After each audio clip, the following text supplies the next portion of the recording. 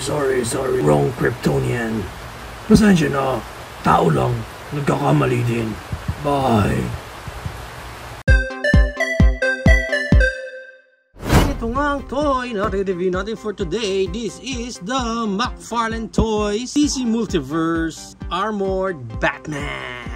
Pag binili natin siya, ganitong klaseng packaging ang meron siya sa harap, and at the back, and at the side, on the other side, and on top, and at the bottom. Yun. And pag na-unbox natin siya, makikita nyo lang doon, nandoon yung stand. Hindi na natin tatanggalin yan kasi nakaglue mismo siya doon eh. Medyo mahirap pa, pero hindi naman sila ganun importante. So, and as you can see here, nandito pa si Batman na naka-clamshell. So, i-unclam na natin yan. And pag na-unclam natin dito si Batman, na makukuha lang din natin, nakasama niya is itong kanya mga alternate hand. Yan ang itsura niyan. Dalawa, left and right. Pero check na lang natin yung details nung isa. Yan ang pinaka-details niyan. Okay. Goods naman. Okay naman. So, dalawa lang yung kasama ng alternate hand. Let's move right along na mismo dito sa ating main figure na si Armored Batman. Check mo na natin yung details niya. Yan yung details niya. Yung face niya. Okay. Nice. May mga lines pa eh. Yung mismong helmet niya dyan. Okay, goods. And then ito yung pinaka-armor niya.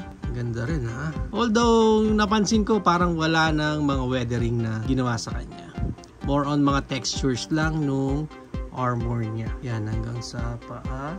Makikita nyo doon sa loob yung parang pinaka-batsuit niya. Makikita pa rin naman. Okay, sa ilalim. Ganda sa ilalim. Naalala ko yung mga tsinelas na ganito, no? Yung parang masarap daw sa paa. Parang pang masahe din daw. Nauso yan dito sa atin. Si Batman din pala nagsuot niyan. Yan, sa side. And then sa likod. Ganda nung cape. Ganda nung cape niya dyan. And sa ilalim niya, yun, may details pa rin dito sa ilalim. Sa loob, sa likod ng cape niya.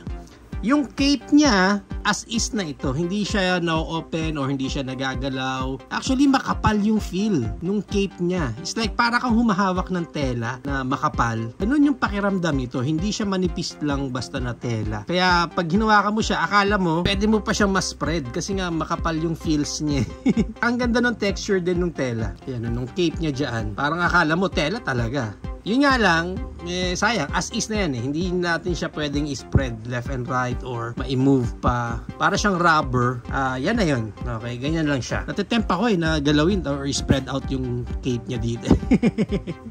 Ayan, para sa kanyang articulation, yung head niya, naro-rotate naman yan, 360. May look up siya na ganyan. Nice. Ganda ng look up. Oh, diba no? Yan yung sinabi niya. Tell me, do you believe in it? And then, yung look down niya, meron din kahit konti, kahit paano, meron din.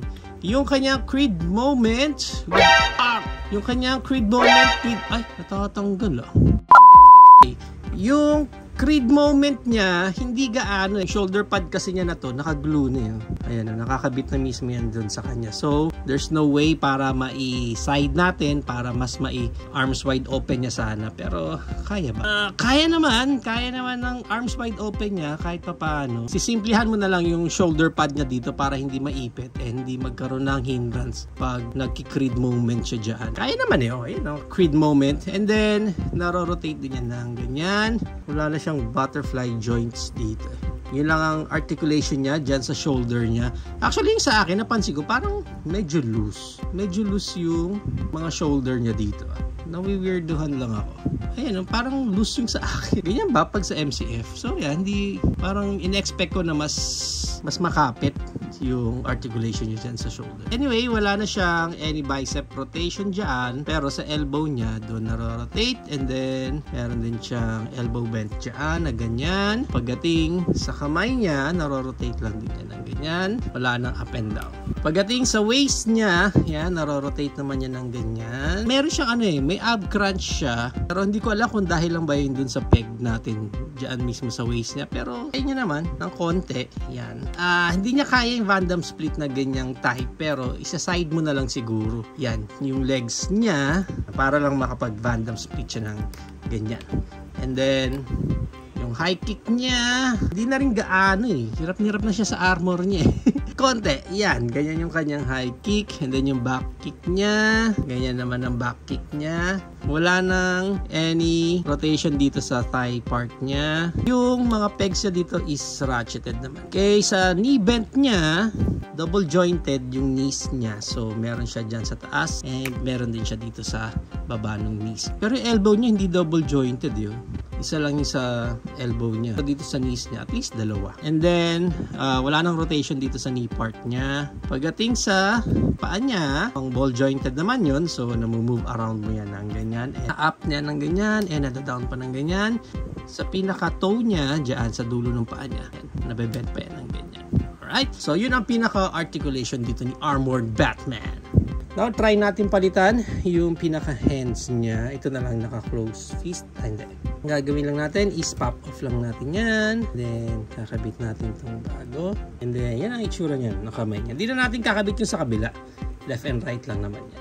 Now, para sa height ng Armored Batman natin dito, he's around almost 8 inches eh. Wala pa namang 8 pero parang point something na lang. And maganda niyan, i-compare pa natin siya sa iba pa nating figures tulad ng MCF Clayface, MCF Crowned Swamp Thinging. Mataas pala si Swamp Thing.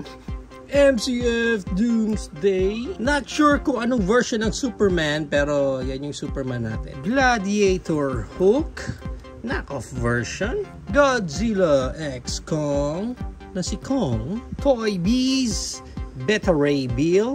And ang ating Page Puncher, na si Caveman Batman. Mas malaki si Armored Batman. So yan ang ating height comparison. If you are planning to buy this Armored Batman, ang price range niya is around 700 pesos up to 1,200 pesos. Depende na lang kung saan ka makakabatarang ng Armored Batman na ito. There you have it. Ito na. That's it. McFarlane Toys DC Multiverse Armored Batman.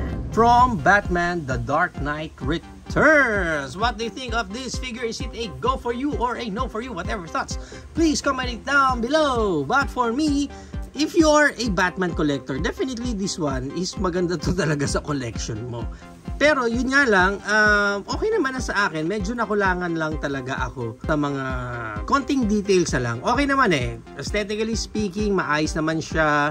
Yung playability niya, yung articulation niya, okay din naman. Isa lang ang angal ko sa figure na nakuha natin ngayon kasi nga medyo mukhang loose talagang itong shoulder nitong sa atin. Pero other than that, yung ibang playability niya, yung mga articulation niya, okay din naman sa akin. When it comes dun sa small details lang na sinasabi ko na parang mas magpapaganda pa sana dito kay Armored Batman, I think kung naglagay pa sila ng konting brush strokes dyan, na magkakaroon ng konting weathering dito si Batman, I think that would be perfect para sa kanyang armor dito.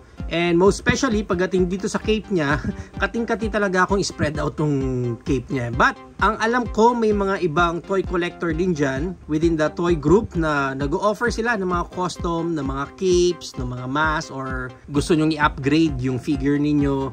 So kung may extra budget kayo, why not purchase kayo ng separate cape niya, tanggalin nyo to, and then para mas ma-play around nyo yung cape niya. Kasi maganda sana itong figure na doon, talagang pag display nyo and then talagang naka-posing siya, di ba? Imagine nyo na lang na even yung cape niya is naka-form din, na para bang may mga parang hinahangin talaga, di ba? Mas astig lang talaga siya tingnan sa display ninyo. Kaya nga, I think mas maganda kung magawa nyo ng paraan yung cape niya para pag dinisplay mo itong Armored Batman na to, talagang manginginig si Superman. Takot ako.